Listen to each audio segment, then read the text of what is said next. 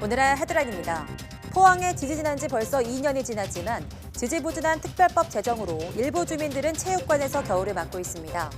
이미 임대주택에 입주했던 피해 주민들도 임시거주 기간이 임박했지만 여전히 포항시에선 뾰족한 수를 찾지 못하고 있습니다. 최기영 과학기술정보통신부 장관은 연구 현장을 찾아 연구자들과 간담회를 했습니다. 연구윤리 문제와 연구 성과 평가 제도를 개선해야 한다는 목소리에 주도적으로 연구에만 몰두할 수 있는 환경을 만들어야 한다고 말했습니다. 최근 이탈리아 베네치아의 홍수부터 호주 산불까지 지구촌 곳곳에서 기상이변이 잇따르고 있습니다.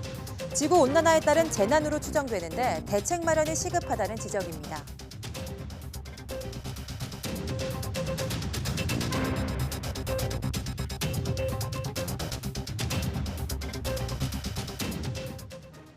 여러분 안녕하십니까? 11월 15일 사이언스 투데이입니다. 포항에 지진이 난 지 벌써 2년이 지났지만 여전히 변하지 않은 모습과 답보 상태에 있는 지진 특별법 소식을 어제 전해드렸습니다. 그렇다면 지진 피해 중심인 흥해 지역 주민들은 어떻게 지내고 있는지 이윤재 기자가 만나봤습니다. 지진이 포항을 덮친 이후 집을 떠난 A씨. 임시 대피소인 체육관에서 생활한 지 꼬박 2년이 됐습니다. 체육관 한쪽에서 화초에 물을 주는 게 이제는 익숙하기까지 합니다. A씨 같은 이재민 200여 명, 96가구는 아직도 체육관에서 생활하고 있습니다. 다만 이 가운데 3분의 2 정도는 이제 LH 임대주택으로 거처를 옮깁니다. 실제로 이분들이 집이 비가 새고 주거 안정이 될 수 없는지 조사를 해서 주거안정심의위원회를 개최해서 62세대에 대해서는 확정적으로 11월이나 12월 중으로 이사를 할 계획이고. 하지만 포항시가 내놓은 지원책이 못마땅한 이재민도 있습니다. 30여 가구는 차디찬 체육관 바닥에서 세 번째 겨울을 맞을 처지입니다. 현행법이든지 자꾸 30년 전에 지침 적용해갖고 안전하다 하는데 억울한 측면이 상당히 많잖아요.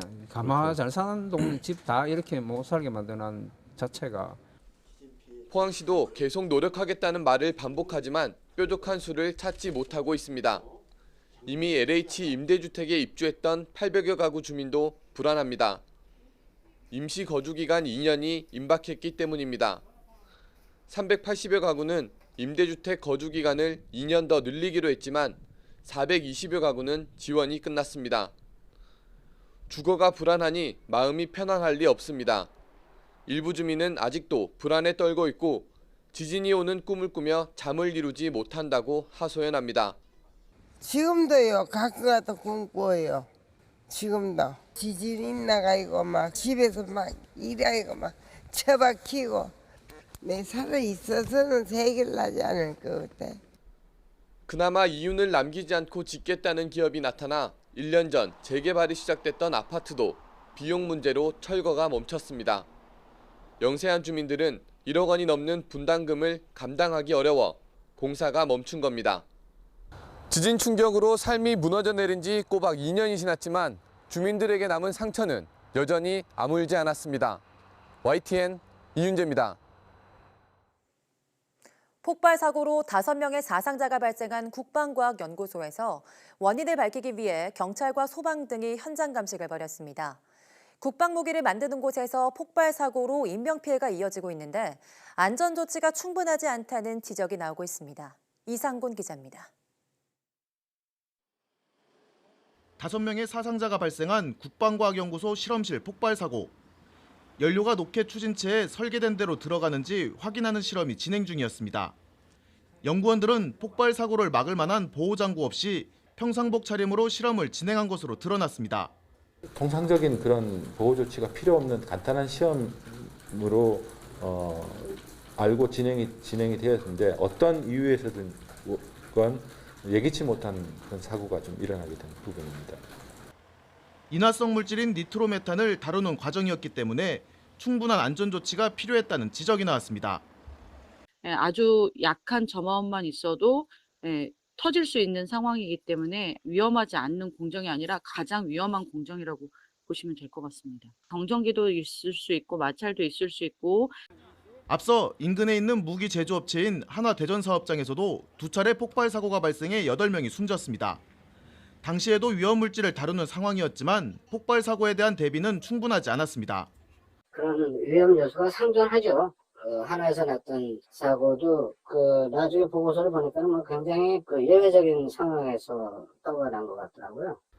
무기 제조 시설의 경우 필연적으로 인화성 물질을 다루기 때문에 어떤 공정이든 폭발 사고 위험이 도사리고 있습니다. 하지만 최근 잇따른 사고를 볼 때 위험에 걸맞게 안전 대책을 갖추고 있는지 의문이 들 수밖에 없습니다.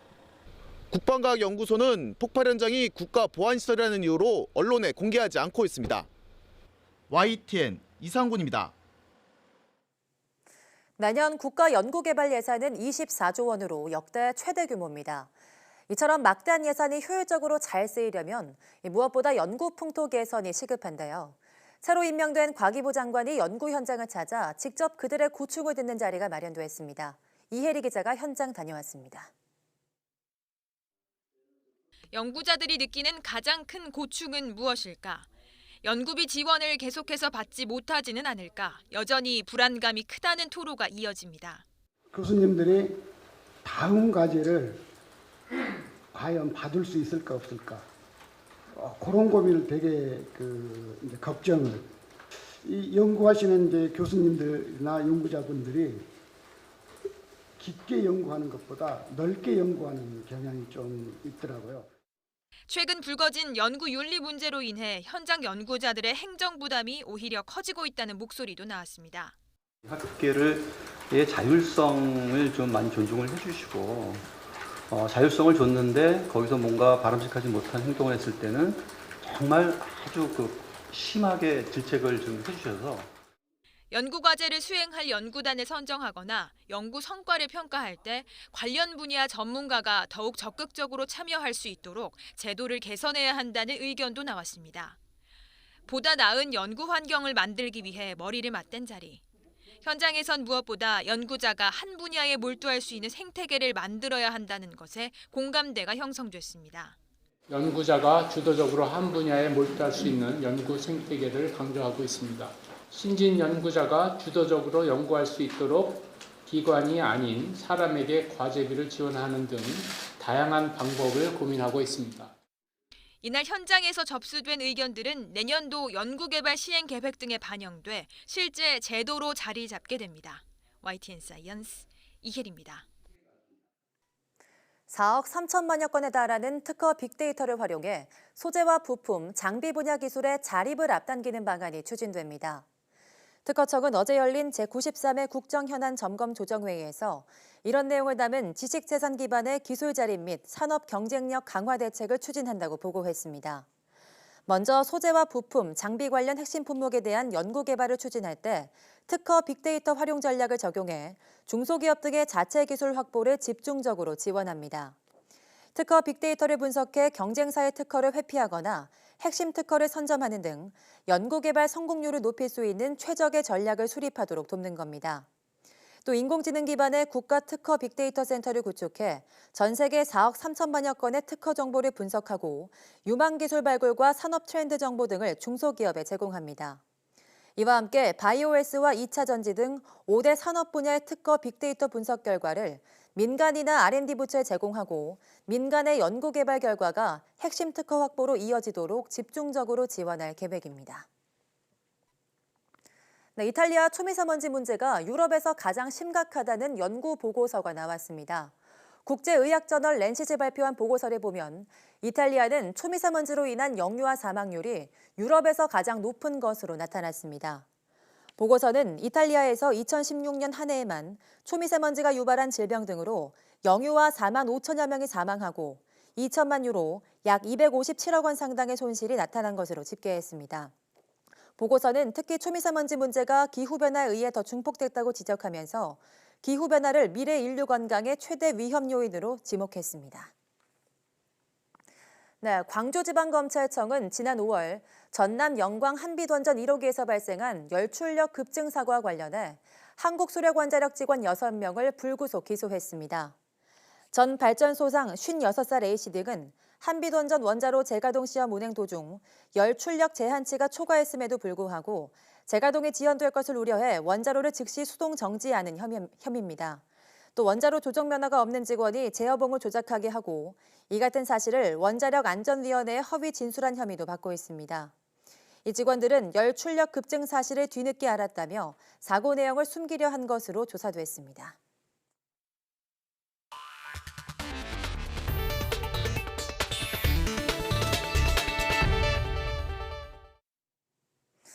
경기도 연천에서 일어난 살처분 돼지 침출수 유출과 관련해 농식품부 장관이 국민에게 사과했습니다. 살처분과 매몰 과정이 순조롭지 못했다며 재발 방지를 약속했습니다. 류재복 기자입니다. 트럭 위로 죽은 돼지가 가득합니다. 이런 트럭들이 줄지어 서 있습니다. 살처분한 돼지를 묻을 곳이 부족해 생긴 일입니다. 죽은 돼지가 산더미처럼 쌓인 곳에선 핏물 등이 흘러나온 흔적이 뚜렷합니다. 이로 인해서 임진강 지류 하천은 붉게 물들었습니다. 원래 돼지를 싸놓기 전에 뚝을 좀 만들었어야 되는데 뚝이 지금 전혀 만들어지지 않은 상태에서 작업을 했단 말이에요. 당국은 뒤늦게 조치에 나섰습니다. 하천에 흘러든 침출수를 없애고 뚝을 쌓았습니다. 돼지 사체도 모두 묻었습니다. 쌓여있던 돼지가 사라지고 천막까지 덮었지만 정리가 덜 돼 어수선한 모습입니다. 30만 명이 마실 물의 시작점인 만큼 여러 지점에서 수질 검사가 진행됐습니다. 만나기 전 지점하고 만난 직후 그 이후에 그다음에 지금 보시는 지점 여기 지점 총 4개 지점을 하시는데 보시는 지점이 4지점입니다. 농식품부 장관은 국민에게 사과했습니다. 돼지의 살처분과 매몰 과정이 순조롭지 못해 무리를 빚게 됐다며 고개를 숙였습니다. 매몰지가 잘 만들어지고 또 렌더링을 할 공장의 캐패시티가 다 확보가 되고 난 뒤에 살처분을 하고 이동하고 그렇게 했어야 되는데 그 시간의 엇박자가 상당히 있었다.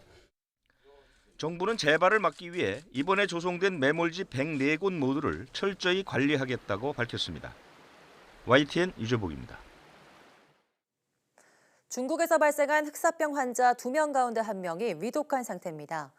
중국 보건당국이 적절히 치료하고 있다고 밝혔지만 바로 2달 전에도 중국에서 흑사병으로 1명이 사망했다는 사실이 알려지면서 시민들의 불안감은 가라앉지 않고 있습니다. 베이징에서 강성웅 특파원이 보도합니다.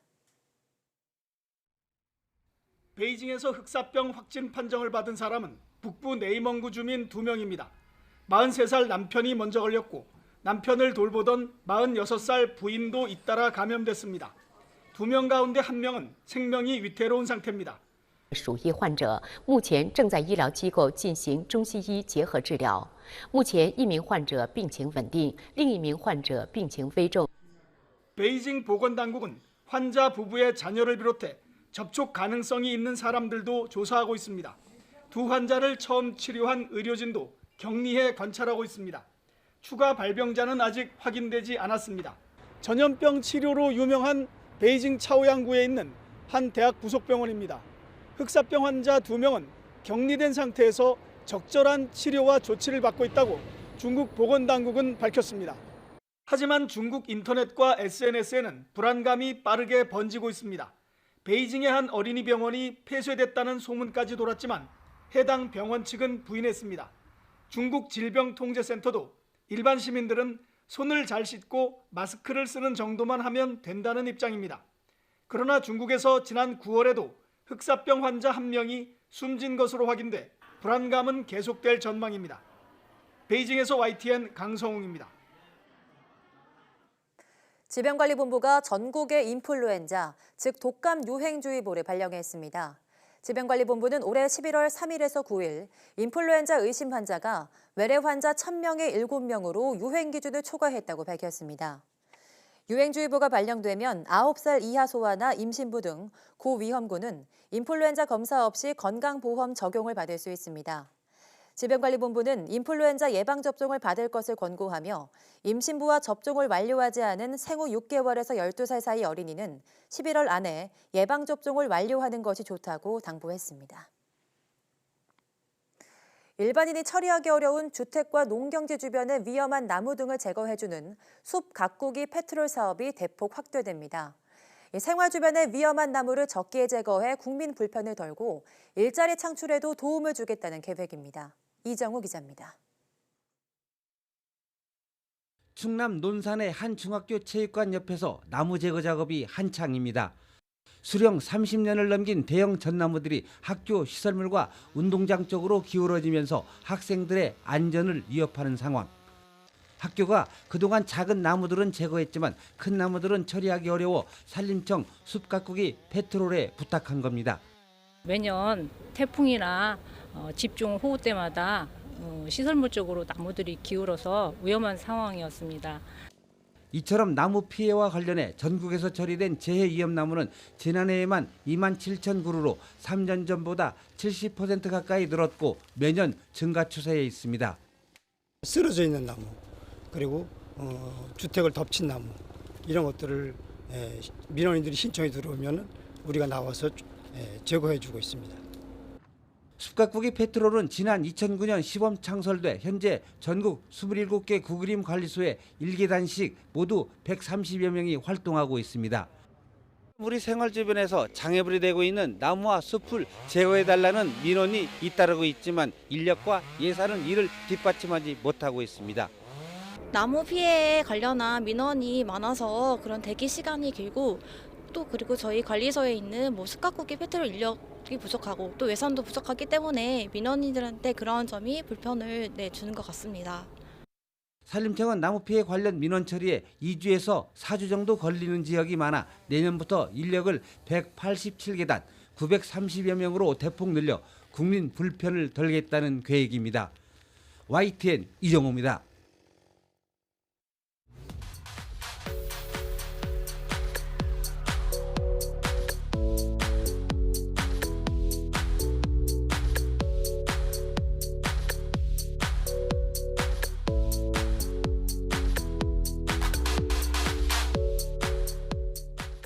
네, 요즘 기온이 영하권을 오르락내리락 하면서 추운 날씨가 계속되고 있는데요. 이럴 때는 액션 영화보다 멜로 영화가 더 생각이 나죠. 그래서 오늘 오후 사이언스 투데이 과학산책에서는 SF적 상상력으로 빚어낸 멜로 영화 한 편을 소개해드리려고 합니다. 과연 어떤 영화일까요? 오후도 많은 시청 바랍니다. 함께해 주신 여러분 고맙습니다.